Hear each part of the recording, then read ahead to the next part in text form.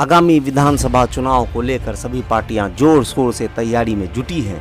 इसी क्रम में अगर अररिया विधानसभा क्षेत्र में जनता दल यूनाइटेड के संभावित उम्मीदवार की बात की जाए तो ऐसा प्रतीत होता है कि चुनाव से पहले ही टिकट को लेकर अंदरूनी खींचातानी शुरू हो चुकी है। मुखिया शाद अहमद बबलू, जो लगभग 1 साल पहले ही पार्टी में शामिल हुए हैं, अपनी मजबूत दावेदारी के साथ मैदान में हैं। हाल ही में प्रदेश अध्यक्ष उमेश कुशवाहा का मुखिया शाद अहमद बबलू के घर आना और जेडीयू के अल्पसंख्यक मंत्री जमा खान से उनकी नजदीकियों को भी नजरअंदाज नहीं किया जा सकता। उनका प्रोग्राम था पटना से किशनगंज का।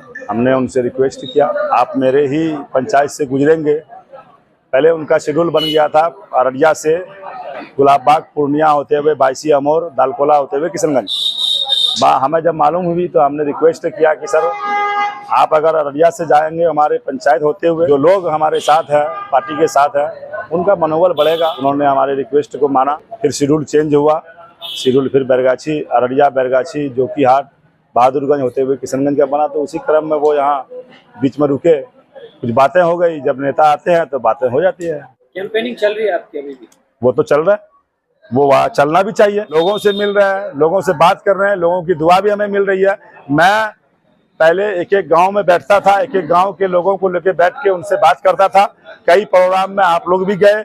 अब मेरा यहाँ से प्रोग्राम 10 दिनों के बाद, जब हमारे यहाँ मक्का की खेती करीब करीब फाइनल हो जाएगी, तो मैं निकलूंगा। मैं हर एक दरवाजे पे दस्तक दूंगा और मेरे विधानसभा में जितने वोटर हैं, मैं एक एक आदमी के दरवाजे पे जाने की कोशिश करूंगा। इंशाअल्लाह, अल्लाह ने चाहा तो मैं उनके दरवाजे पे दस्तक देके उनसे दुआ लेने का काम करूंगा। वहीं दूसरी ओर जेडीयू नेत्री शगुफ्ता अजीम, जो लगभग 20 वर्षों से पार्टी का झंडा बुलंद करती आ रही हैं, भी एक मजबूत दावेदार मानी जा रही हैं।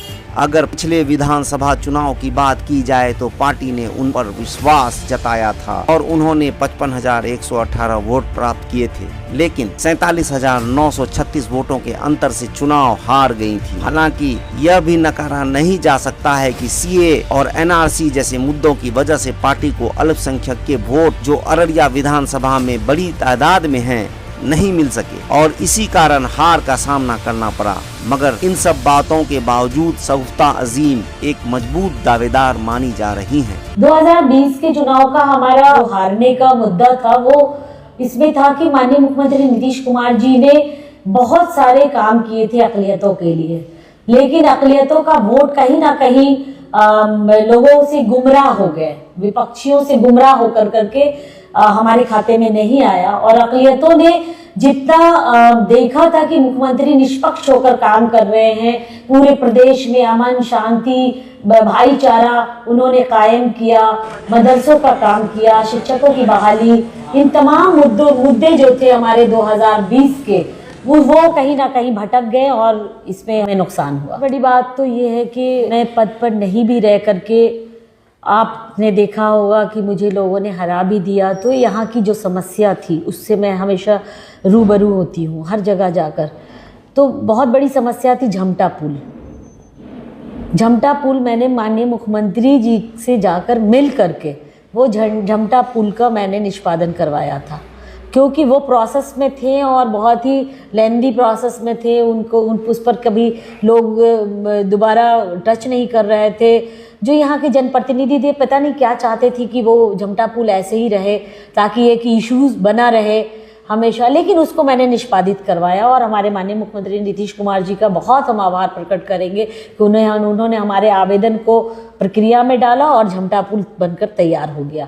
दूसरा, स्टेशन रोड आप देख रहे हैं, स्टेशन रोड आफ्ताब अजीम साहब के पास जैसे ही फंड प्राप्त हुआ, स्टेशन रोड का निर्माण हो गया और ये बहुत बड़ी डिमांड थी लोगों की। और वाकई इससे काफ़ी लोगों को, 13 पंचायत के लोगों को काफ़ी तकलीफ से गुजरना पड़ रहा था। तो ये 2 काम बहुत इम्पोर्टेंट था। तीसरा कि करप्शन के खिलाफ मैं हमेशा रहती। अब देखना दिलचस्प होगा कि जनता दल यूनाइटेड आगामी विधानसभा चुनाव में किस चेहरे पर भरोसा जताती है। क्या वह अनुभव और निष्ठा के नाम पर शगुफ्ता अजीम को मौका देगी या फिर नए जोश और बढ़ते जनाधार को देखते हुए मुखिया शाद अहमद बबलू को आगे बढ़ाएगी। साथ ही यह भी बड़ा सवाल होगा कि जेडीयू वक्फ और अल्पसंख्यकों से जुड़े संवेदनशील मुद्दे पर नाराजगी को दूर कर उन्हें एक बार फिर अपने पक्ष में वोट में तब्दील करने में कितना कामयाब हो पाती है।